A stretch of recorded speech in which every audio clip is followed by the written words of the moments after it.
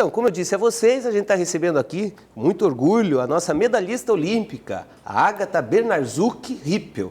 Bernardzuk é danado de dizer, difícil de falar, né? É difícil, o Alfredo vai me pegar com essa, mas não é fácil de dizer. Mas, Agatha, muito obrigado por ter vindo aqui. Você sabe que a população do litoral gosta muito de você, se orgulha muito da tua atuação olímpica. E eu queria começar perguntando para você, como é que você chegou aí até, digamos, ao auge, né? A um esporte aí de alto rendimento, o vôlei de praia, onde o Brasil tem muita tradição, e você obedeceu todos os caminhos e chegou lá no ponto mais alto. Conta pra gente mais como é que foi isso. Olha, eu acho que o principal foi que eu tinha o sonho que eu queria ser atleta. Então eu dei um jeito disso acontecer. Certo. Eu queria porque queria ser jogadora de vôlei, queria viver disso. Então eu comecei jogando vôlei de quadra. E eu comecei aqui em Paranaguá. Começou aqui? Comecei aqui. Comecei naquela escola. Antigamente o Kiko tinha uma escolinha na BB. Professor Kiko. Professor Kiko. E aí eu fiz 6 anos de escolinha com ele antes de ir para Curitiba. Então eu tive um caminho na quadra, onde eu joguei em São Paulo, joguei em Curitiba, antes de ir para o vôlei de praia. O vôlei de praia eu acabei indo por acaso, não foi uma coisa assim, eu quero ser jogador de vôlei de praia. Eu estava aqui em Paranaguá, de novo, ó, você vê, né, as 2 vezes eu na cidade, né, na City. E eu tenho uma amiga chamada Shirley, que joga vôlei aqui pela cidade, a Shirley, claro. Marodin. E que hoje se dedica ao esporte paralímpico. Paralímpico, né? Exatamente. Shirley é guerreirona do nosso esporte aqui da cidade. E aí ela me convidou para bater uma bolinha no clube, aquele do lado do Sesc, no literário. E aí eu fui bater uma bola assim, sem compromisso. E aí gostei, assim, do esporte, assim, achei diferente, achei interessante o fato de só ter 2 na quadra, não ter reserva. Você viu que ali era a tua praia, né? Eu senti que ali era a minha praia.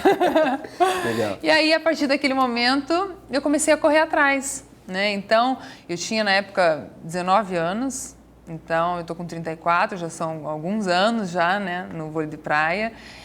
E olha, vou te falar que eu posso considerar que eu fui uma das pioneiras do estado, né, nesse esporte. Porque apesar do voleibol de praia ser o Brasil ser uma das potências, né, um dos países mais fortes com times, o vôlei de praia no sul, ele não é muito comum por causa da nossa temperatura, né? Embora tenha o Emanuel, que é um expoente do vôlei de praia, né? O Emanuel de Curitiba, sensacional, né? Ele, na verdade, foi a primeira pessoa, né, o primeiro atleta do vôlei de praia no nosso estado, né? Mas eu falo que eu fui pioneira porque eu tentei praticar aqui, né? Então eu treinei em Paranaguá, eu treinei em Curitiba, aí depois eu me mudei para Santa Catarina, para depois ir parar no Rio de Janeiro, né? Então o caminho foi bem longo até chegar realmente no alto nível, até chegar a representar o nosso país numa Olimpíada. Em que momento você sentiu que você tinha um caminho para o profissional, para o vôlei de praia profissional, que você tinha condições de chegar lá no alto rendimento? Então, naquela faixa ali dos 19 aos 21, eu estava na luta. Eu queria muito, mas eu não sabia se ia dar certo, mas eu queria muito. E essa fase é interessante porque é a fase onde os pais dão aquela pressão, né? Você tem que fazer faculdade, você tem que ser alguma coisa na vida, né? E era uma fase que eu não estava na faculdade e eu estava só tentando jogar. Então, nessa fase, eu fiquei tentando. Quando eu fui para o Rio de Janeiro, em 2005, que eu comecei a treinar e jogar do lado da Sandra Pires, que é a nossa medalhista de ouro olímpica, né? Nossa primeira medalhista, ali eu comecei realmente um trabalho de alto rendimento, ali eu joguei pela primeira vez o circuito mundial, então ali realmente me tornei profissional. Então, a partir daquele momento, ali eu vi que dava para viver do esporte. Mas até chegar a 2005...